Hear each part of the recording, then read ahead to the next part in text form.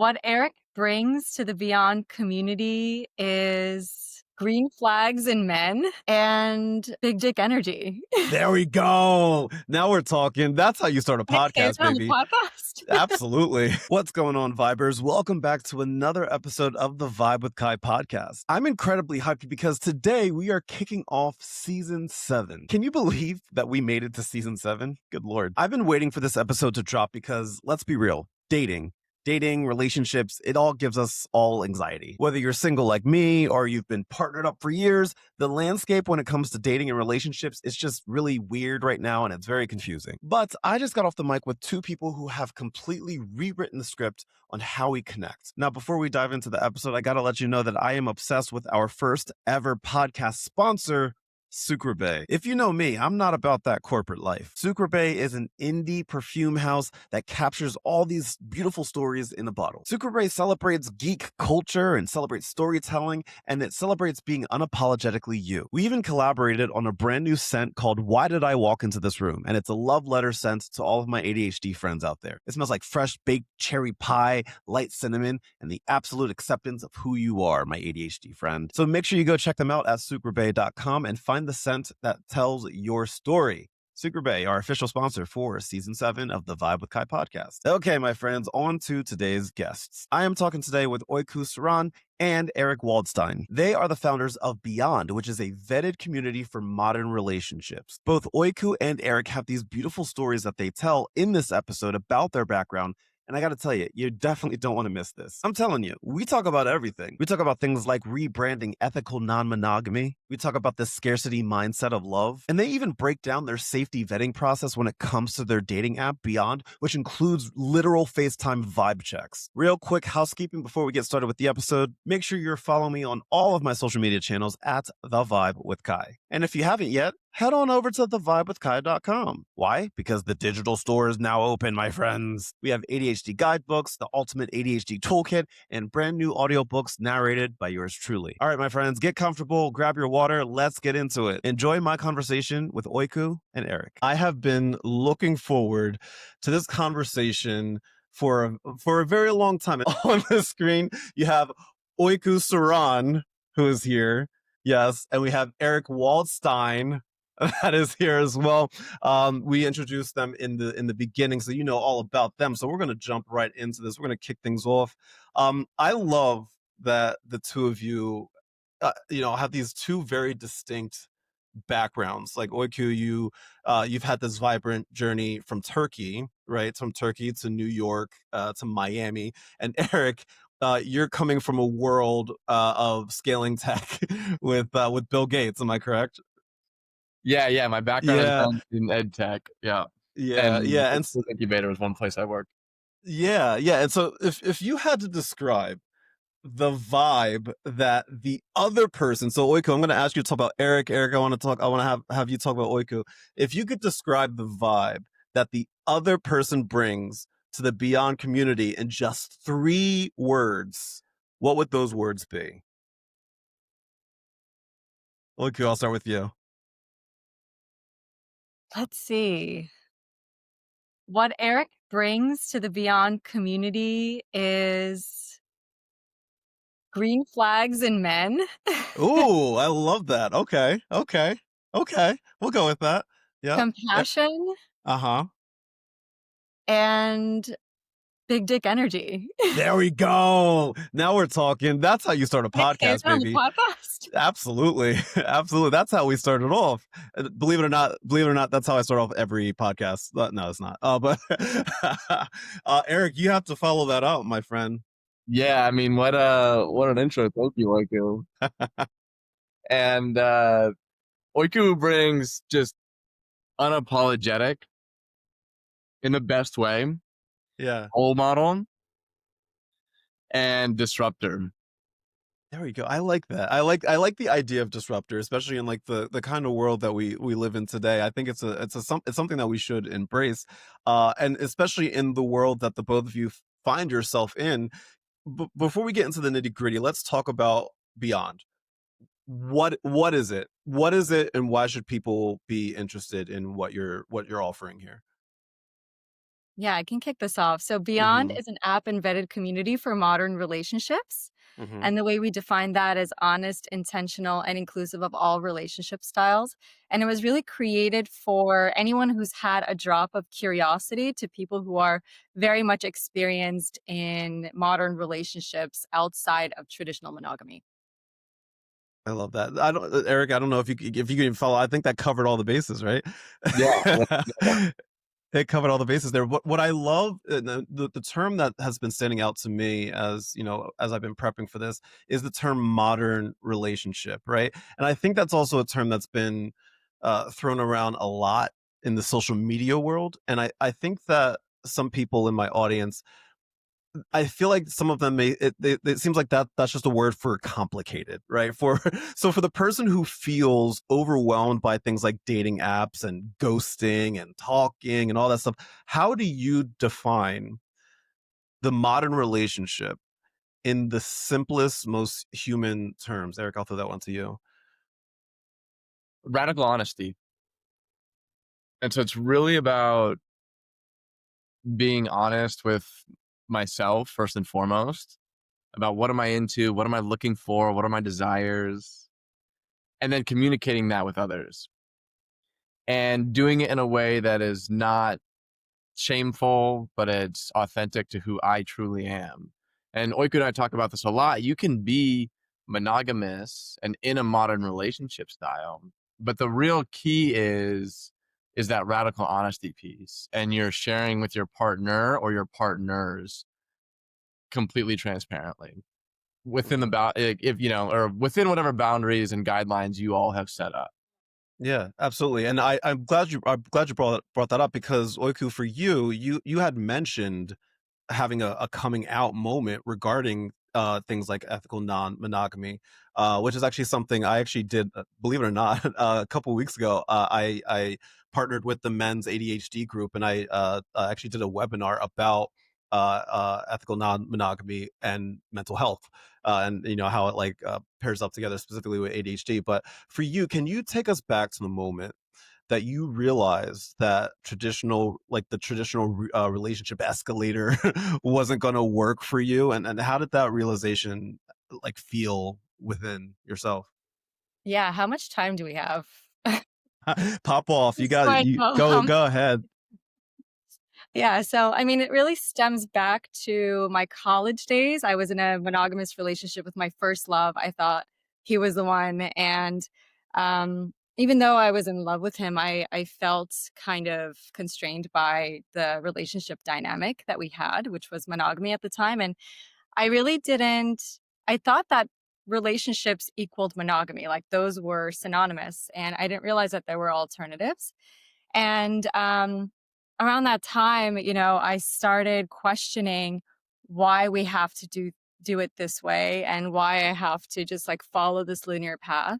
And he had his whole life planned ahead of him. Like he wanted me to graduate and move in with him, have 3 kids, like white picket fence, the whole thing. And I was like, I want to like travel the world, have my slutty years with my boyfriend. Yeah, yeah, And so around the time I realized that we just weren't aligned in what we were looking for. So after that relationship ended, I actually started seeing a couple, and it was my first time being exposed to a monogamish dynamic. They were incredible human beings, thriving in their tech careers, like just everything I looked up to. And it made me, their relationship dynamic was really inspiring because it made me realize that I can have my cake and eat it too and find someone who celebrates my open mind instead of trying to put me in a box. And so that was really like the beginnings of Beyond, I would say, because I was like, wow, I can't believe people like this exist. And after they moved out of state, I was like, okay, how do I actually find people like this who are yeah, open-minded on this level? And like clearly they were on a different just like on a different trajectory and yeah, really appealed to me. There weren't a lot of apps out there at the time that fit what I was looking for. So I use a lot of the traditional apps like yeah, Hinge and so on. And this created a lot of anxiety for me when it came to, if I was dating someone and I would, go on my third date with him, all of a sudden I had this anxiety around coming out as ethically non-monogamous.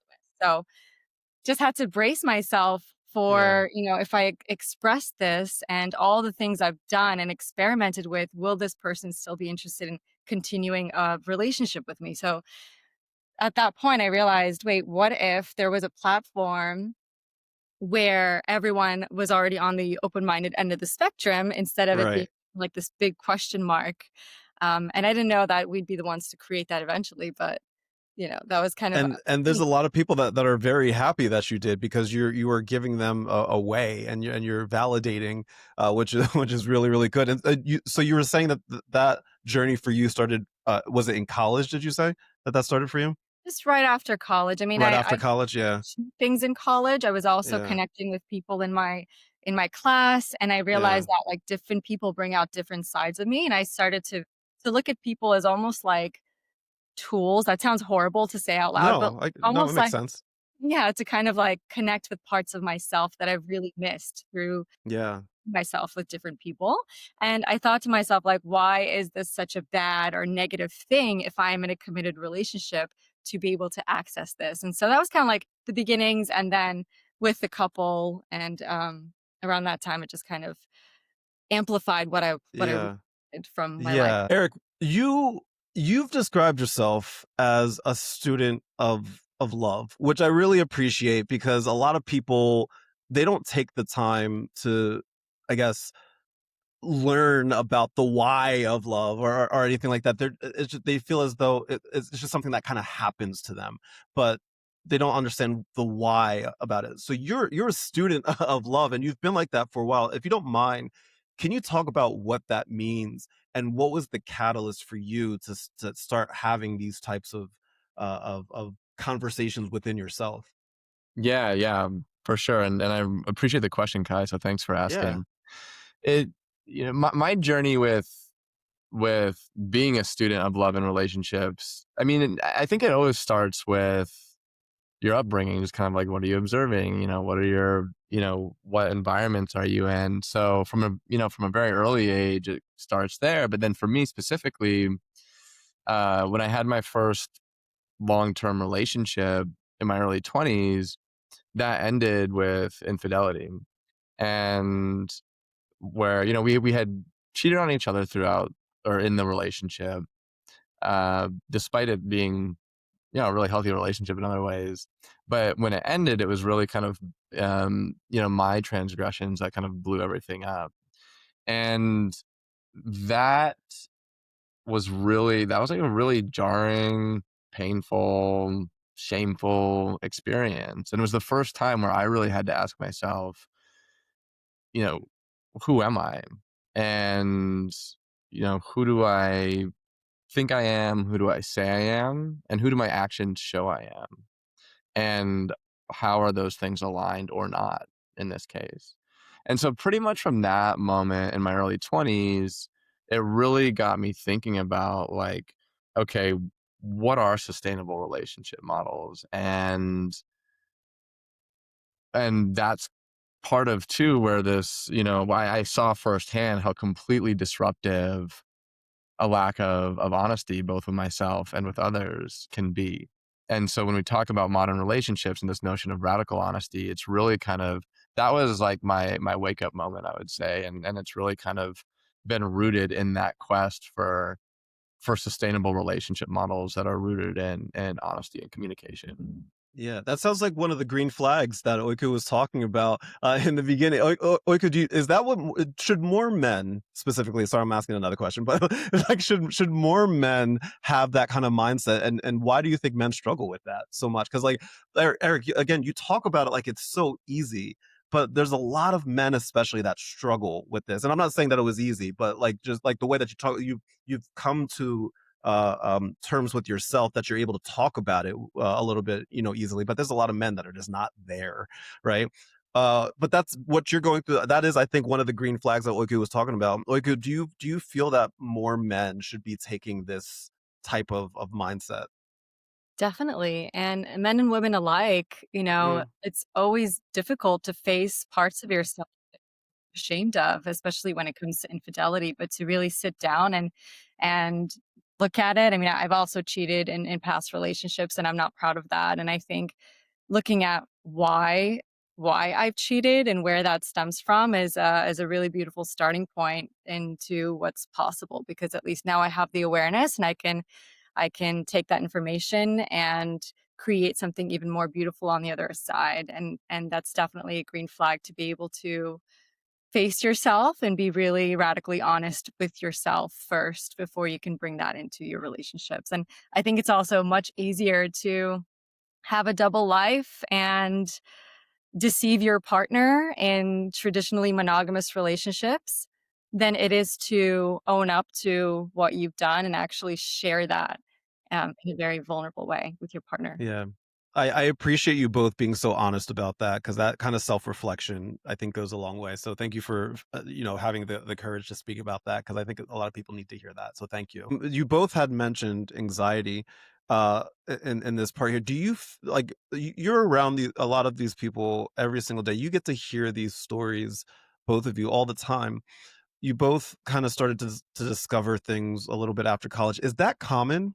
Would you say is that like that frame like you've been through high school, you go through college where you just get to experience so many different things and people like cuz for a lot of people college is the first time that maybe you even leave your hometown, potentially. From your experience, Oyku, I'll throw this to you. Is that common for the time right after college to be a time that people really kind of truly discover who they are or what road they want to go down? Well, I think college in itself is such a transformative time where you're exploring all sorts of things and understanding like who you are and what you're into.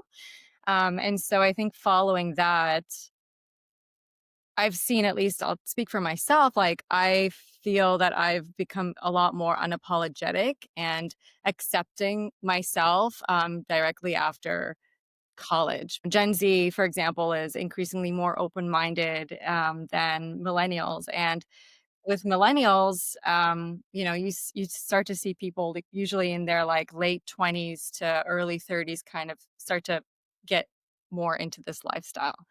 And I think as we move ahead, it's into a more fluid future where modern relationships are becoming increasingly more acceptable in society. We also see that shift within the mindset of like, you know, uh, the younger generations like Gen Z. Sure, sure. I find it fascinating that you're rebranding ethical non-monogamy because obviously there is a stigma surrounding it. Um, do you what would you say to those people, right? Because I know that there's going to be people that are listening right now being like, ah, no, this is not. So, like, there's a lot of negative stigmas out there surrounding ethical non-monogamy. How can somebody like gently correct those assumptions when you meet somebody that is skeptical about this kind of lifestyle? Well, I think it really just starts with understanding that us as individuals, we all have the power to choose our relationship dynamics. I think we grow up conditioned with have certain conditionings when it comes to relationships and gender roles and all these things. There's a lot of cultural pressure, societal pressure, and as we get older we start to realize that there are actually things that we can decide for ourselves and we don't have to conform. And I think that's such a major shift. And when it comes to modern relationships, the way that I define modern relationships is just having the power to choose, even if it's monogamy, if that's what works for you, it's a conscious decision instead of just like, waking up every day, never questioning all of the conditionings. So I think the stigma comes from the separation that we have right now in the world when it comes to the different types of relationship dynamics, just because we're conditioned to believe that monogamy is the default. Hmm. As we use language that others us, like, for example, ethical non monogamy, we're continuously we're contributing to keeping monogamy as the default. And that's why I Sure. think it really starts with language and the terminology we use to define modern relationships, or rebranding ethical non-monogamy to modern relationships, um, because it's just giving the power back to us and empowering Sure. us to decide what Yeah. type of relationship dynamics work for us. Right, right. You had both again had mentioned the anxiety part, and I think that's going to be like a sticking point for a lot of people that are listening right now. And so, Eric, I want to talk about this scarcity mindset, right? A lot of my audience deals with a lot of anxiety, right? And a huge part of relationship anxiety comes from the fear that love is a limited resource, right? Eric, how does exploring modern relationships actually help expand that resource rather than dilute it? I think to practice really any relationship style effectively, but going back to this notion of radical honesty that is inherent to modern relationships, right? That starts with a place of self-love. And when we're talking about kind of a boundless love, it's to practice modern relationships effectively, I think you really need to be practicing self-love as well. And when you can get into a practice and a habit of that, it's really like one candle lighting another candle, lighting another candle. There's really no limit to that. And even if it's in just with one other person, to practice that radical honesty, you really need to be honest with yourself first, which is a practice of self-love. Yeah. And there's a word there's two words that kind of stood out to me when I was reading about you guys, and that was the word relationship design, right? And it's it sounds like architectural work, right? And it's I find it interesting because Eric, with like your background is in operations and systems, and I'm curious, do you like Eric, do you think that having like a structured agreement, or in this case design, actually creates more safety for people with anxiety? I think it can. I don't think Yeah. it's a prerequisite necessarily. I think it's subjective though to kind of each person, each couple, each throuple, whatever it may be. And if that's what brings about more peace, then yes, absolutely. For others, it might be more fluid. We have friends who have been on this journey for over 30 years, and they've gone through the chapters of having complete rigid structure and evolving to a point now where there's basically no structure, but it's still just incredibly healthy, and it's through this tool of radical honesty. Yeah. Yeah. Oyku, you had mentioned navigating cultural shame as a Turkish immigrant. Um, Shame is such a heavy, isolating emotion, and it often, I find, thrives in the dark, right? So everything that you've been through, how how do you find the courage to be authentic about your desires when your upbringing might have told you to hide them and to like to put it away? How do you stay authentic to the things, to who you are and what your desires are? I mean, it's been an entire journey, a recent one where I realized that I was standing in my own way of my own growth and success. And I had the intention of reaching authenticity to uncover what's next for me. And I realized that I was actually bypassing an entire level of vulnerability because I realized I can't get to authenticity without vulnerability. And so a lot of the work I'm doing now within this leadership course slash emotional intelligence person development training that I'm doing is really like bringing that vulnerability out and choosing love and connection when I feel scared and want to go into hiding mode because that's been my automatic up until now. It's just every time I would get stressed or if it was a topic that I didn't want to talk about relating to my sexuality, for example, with my family, I would just go to my room, hide. I wouldn't want to have, any kind of conversation remotely close to that. So very avoidant. And I'm at a point where I'm choosing to just share, even if it's uncomfortable, so that I can create stronger bonds within my family unit.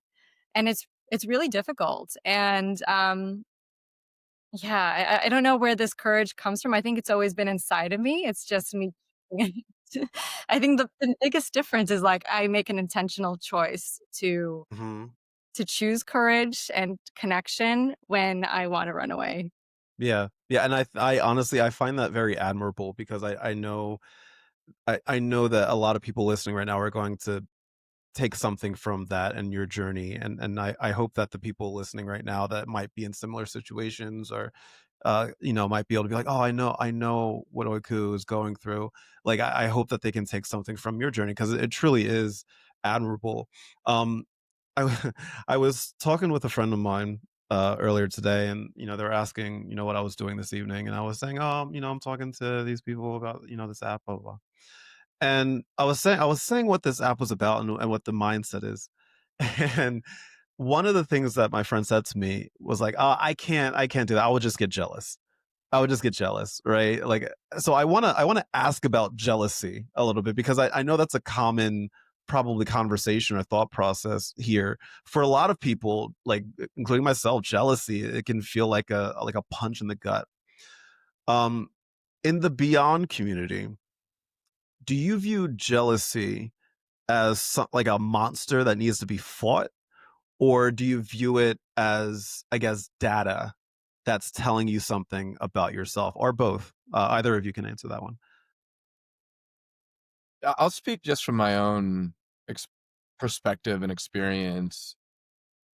In the instances where in the relationships where I've felt jealousy, it's typically stemming from a place where we haven't created the amount of safety I think that we should have created between us. In my most recent relationship, for example, which came through the Beyond community and was a monogamous relationship, interestingly enough, we were in so many different environments together or separate, and I never felt 1 ounce of jealousy.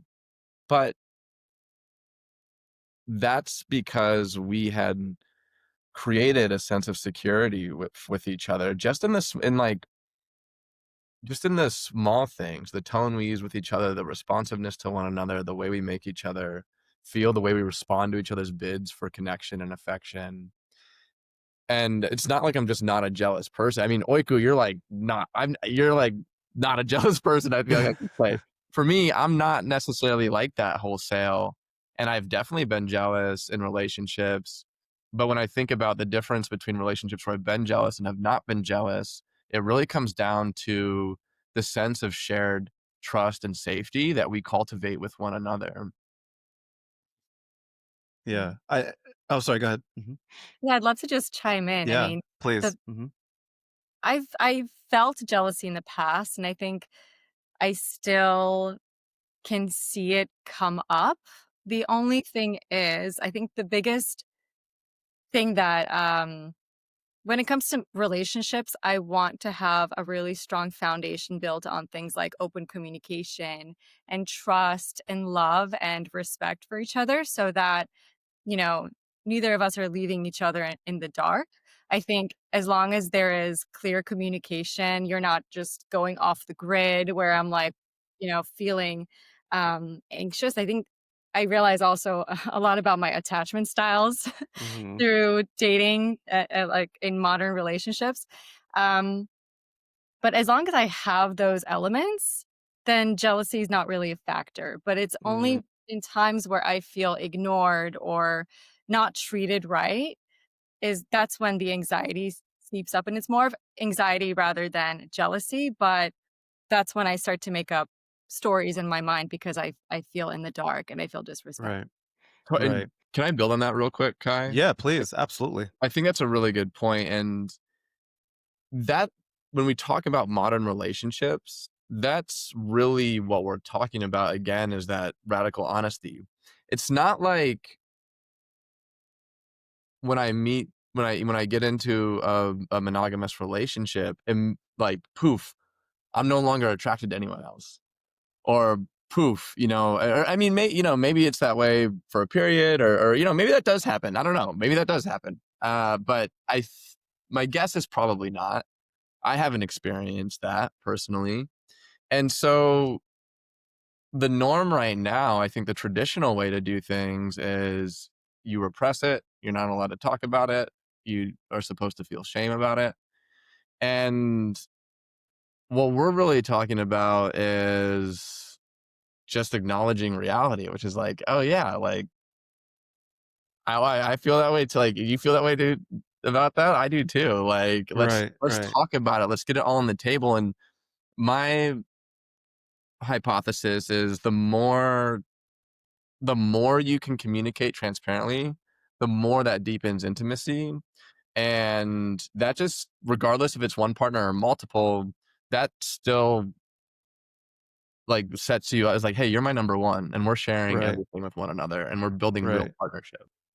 You make it sound very easy, and it makes sense, but why do you feel that people struggle with that? Like saying, like being like, oh, I want to open up my, be vulnerable and tell people what my desires are, how I feel. A lot of people struggle with that. So how can somebody approach that?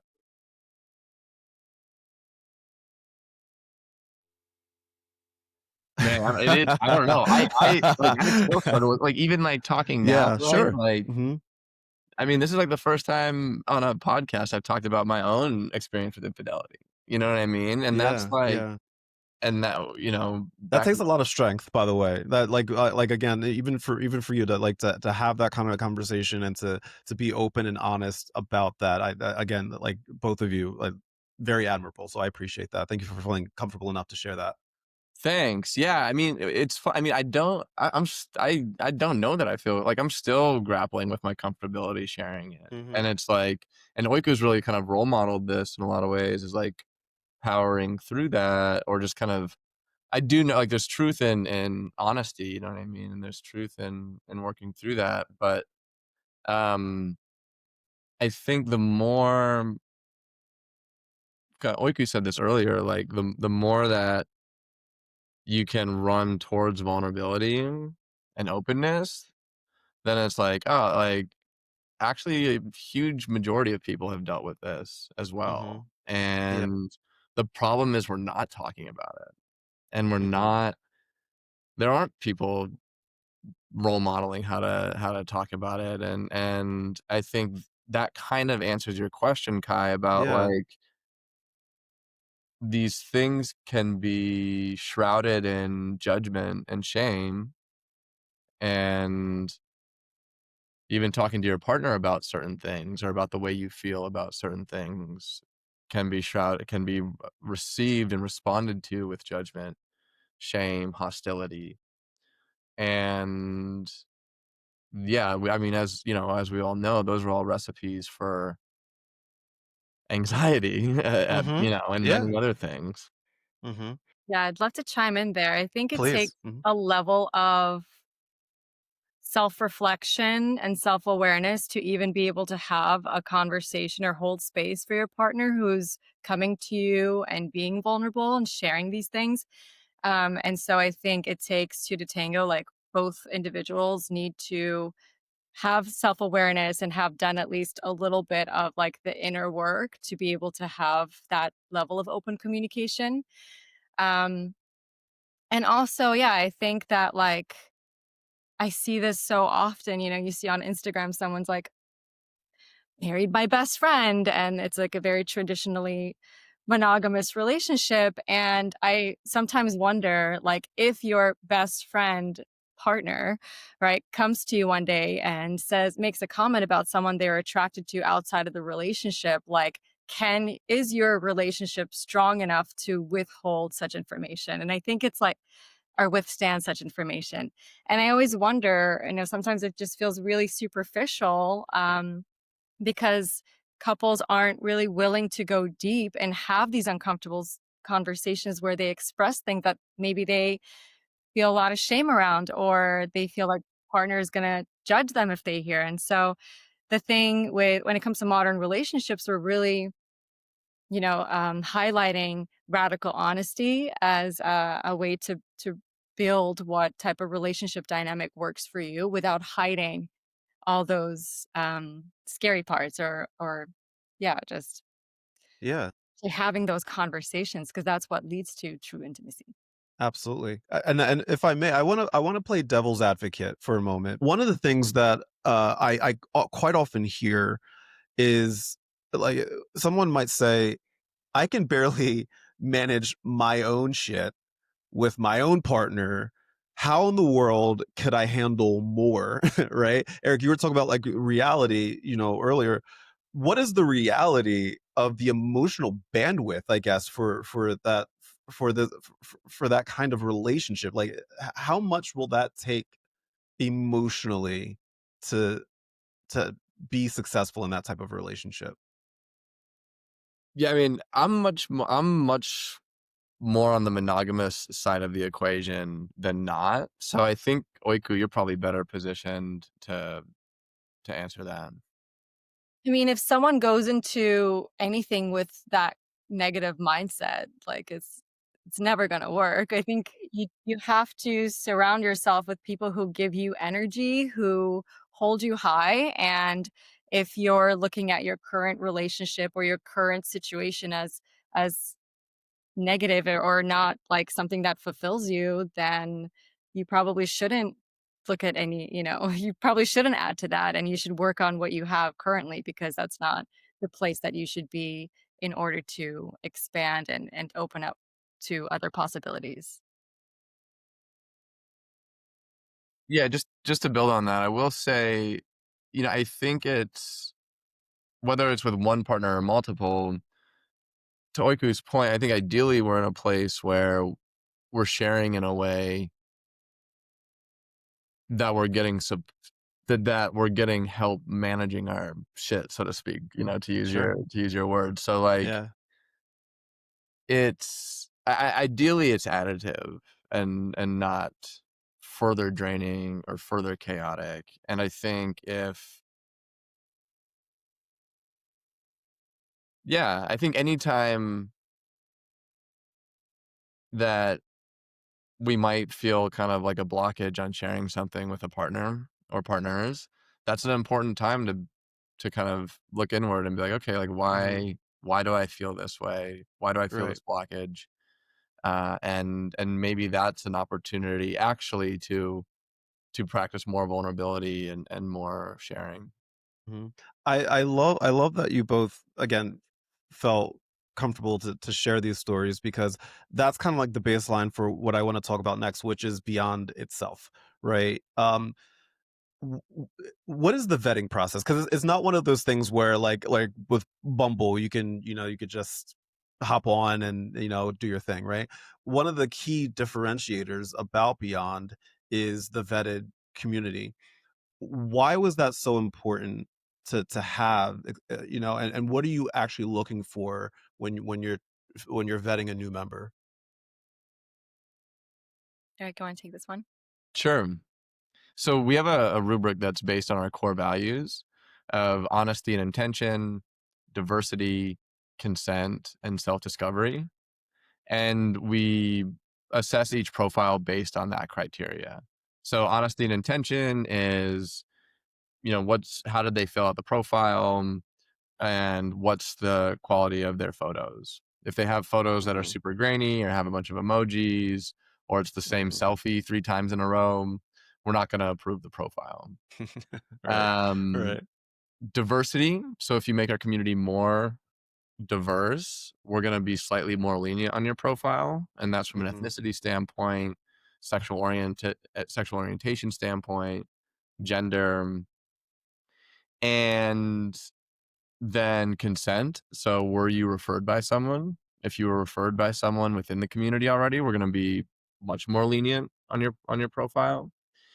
And then self-discovery. So based on your online persona and your application, do you seem like someone who's being thoughtful about who am I and how am I showing up in the world? That I'm glad you brought that up, because that was actually going to be my next question. Like, you let's just say you don't identify with, with some of the things. You're just curious, right? Is this for people that are curious? Absolutely, 100%. Hmm. Like, and that's, one of our taglines is that Beyond is designed for anyone who's ever had a drop of curiosity, all the way to those who are deeply experienced. And I think so much of the landscape today is one end of the spectrum or the other, right? On one end, you have Hinge, which is like, nice to meet you, let's get married, which is great. There's no judgment on that. On the other end of the spectrum, you have more sex forward apps and sites, but they can be seedy or kind of just not the most, kind of, yeah, it can be kind of a jarring onboarding experience. Sure, And sure. so Hmm. our hypothesis with it was and is that there's this huge group of cool, open-minded people, some Hmm. who want to experience this, but they just haven't had uh, a way that feels safe for them to do so. And that's really what Right. we are setting out to build. That's the key word there, is safe. That this is a safe area for people to explore and learn, because I think that's important, for people to understand. If I'm not mistaken, are there in-person events that are part of this as well? Yeah, definitely. Yeah. Yeah. So how does the app component of Beyond interact with the in-person side of it? Like, is the goal is the goal to keep people on the phone, or is the goal to get them off of the phone and in person? What would you say? Much more the latter. Yeah. So Yeah, yeah. leveraging the tech to get people in real life. Mhm. And we have our own events, we have user created events. If you're a woman coming into the platform and you don't have a referral, we'll verify your identity through an online check. And if you are a man coming into a referral, um, then we will verify your identity through like a 5 to 10 minute FaceTime conversation and do a Mhm. quick vibe check and make sure you are who you say you are. And Right, then right. for non-binary folks, we'll assess it based on the nature of the application. Right. Can I explore that for a moment? Because I find that really interesting. How I think I know the answer to this, but I want to, like, put it out there. Why that process for each person? What how did you come to that solution there, and why? Well, for women, we wanted to make sure that you are who you say you are and you're not a dude pretending to be a woman, basically. Yes. Yeah. Yeah. And then for men and male presenting folks, we want to just do a vibe check and make sure that and have a conversation with you about our values, because just kind of statistically, men are perpetrators of characteristics of that aren't as safe typically in these communities. Sure. Mhm. And that's why I wanted to bring it up. That's what I was thinking in my head. I'm glad you brought that up. Yeah, please. Mhm.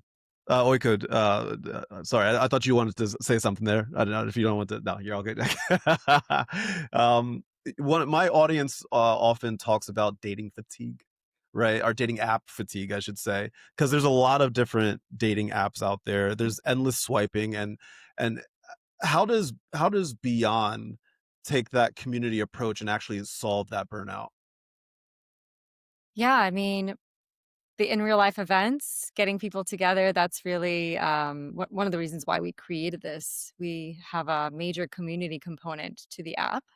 Um, and not only do we host our own events, but we also highlight the talents of our members. So if one of our members is a musician and they're having a show in Soho and they want to fill up the space with Beyond members, we're happy to promote it in the app and highlight them in the app. And so bringing people together, that's how we're cultivating community. We are sick of endless swiping as our members. And this is one of the reasons why we wanted to create Beyond, because we saw a major mega trend where we're moving towards community first connection. I think on one hand, we're seeing AI matchmaking types of services, and then we're seeing a pull towards human connection in the form of community. So those are, what we wanted to. That's what we want to focus on with Yeah. is the more human element. Yeah. One of the things that I found out about you, Oiku, is that you have a daily dance party. Is that true? Do you have a daily dance party? Did you have yours yet today, or is that coming up next? Yeah. What's the mindset behind that? I love that. Can you talk about that? It's just so much fun. I realized just how much joy music and dancing brings into my day to day. Yeah. Anytime, especially like sometimes I get again, the anxiety creeps up here and there, and I'm like, I have to snap out of it. And this is Yeah. my way of just like bringing joy into my life. And I'm really passionate about music. And so I'll just go down a rabbit hole discovering new music and listening to some of my favorite tracks during the workday. And it just opens up this this side of me that I really Yeah. love seeing. And that's the energy I want to bring into different meetings and Yeah. whatever it is that I'm doing. It's like a way of Yeah. being that I try to access. Yeah. Eric, do you have a daily dance party as well? Or like I need Not to a know. daily dance party, no. But I'm a huge. But I love dancing and music Yeah. to them. And I challenge you, Eric. After this is done, we'll you can turn the camera off, but I want you to have a dance party today. That's my challenge for you. well, I'm gonna go to the gym. That's like part of my routine. I'll do that. Okay, that's fine. That's fair. That's fair. He's gonna stay with me in Miami in a few days, so he's gonna get into the routine of the daily dance party. Don't you Yeah, worry. yeah. Let's see it. I love that. I've been to Miami once, and I was there for work, but I need to go for fun because my sister goes all the time and she loves it. I need to make it out to Miami. I'll make it out there one day. One day I'll make it out there. Um, for anybody that's listening that wants to learn more about Beyond, that wants to even potentially even put their name in that in the hat here, what can they do? So they can follow us on Instagram at Date Beyond. And our website is www.datebeyond.co. Co. And so there they can access the application to become part of the community, and they can also see all the fun things we get into on Instagram. And Kai, I'll also share a link with you to, I don't know if you would want to post it on your Instagram Yeah, bio or wherever, yeah. to just include so that whoever's watching this, they can have access to the application directly from there as well. Yeah, absolutely. I will absolutely be sharing it.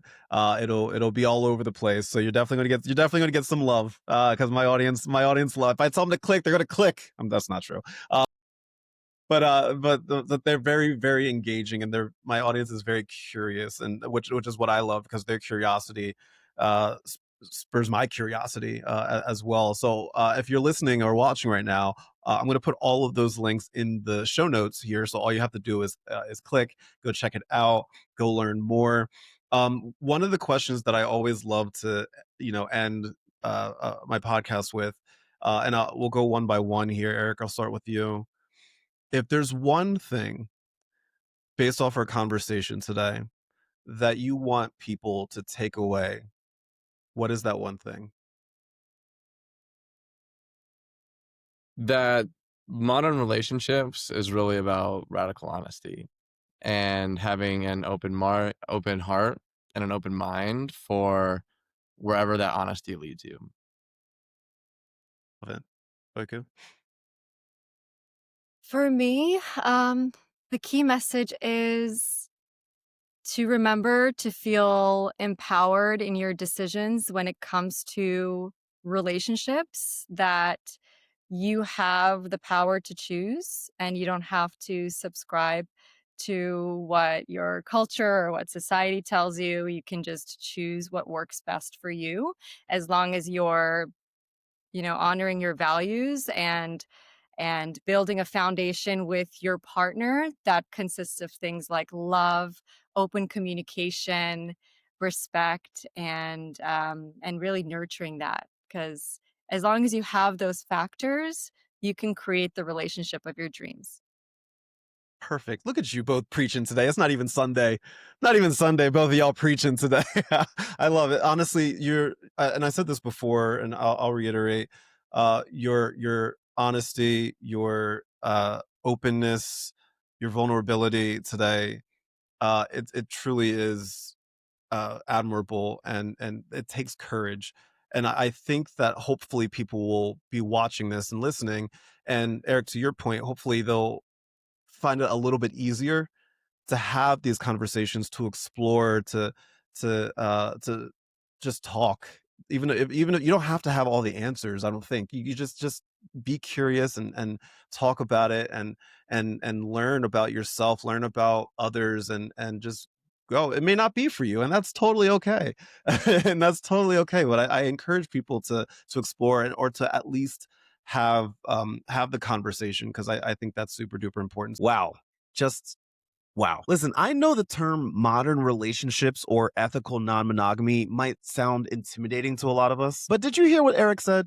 Did you hear him? Because it all comes down to radical honesty. I really love the part where we talked about jealousy not being a monster, but really being data. It's just information telling you where you don't feel safe. And I think that's just a healthy way to look at it, whether you're dating one person or 5 people. And honestly, I respect the hustle of their safety vetting for the Beyond app. The fact that they actually FaceTime men for a vibe check, I think that's a game changer when it comes to dating apps. So if you're curious, and remember what they said in the episode, this app, it's for the people that are just curious as well, go check out Beyond. You can find them at datebeyond.co or on Instagram at datebeyond. I put all of those links in the show notes, so all you have to do is click and go. And if this episode gave you some value today, or if you're just feeling the energy and the good vibes of season 7, my friends, do me a huge favor. First, go head on over to the ADHD digital store at thevibewithkai.com. If you're struggling with focus or money or just existing as an adult, grab the Ultimate ADHD Toolkit today. It's the manual that we all should have gotten when we all turned 18. Second, if you want to see exclusive ADHD content that I don't post anywhere else, come join our family over on Patreon. It's only $5 a month, and you get these exclusive deep dive videos surrounding ADHD that I don't post anywhere else. It's exclusive just for you. And finally, please leave a review and hit that subscribe button. It helps more than you know. Once again, thank you so much for watching and for listening. As always, my friends, much love, good vibes. I'll catch you next time. See ya. Bye.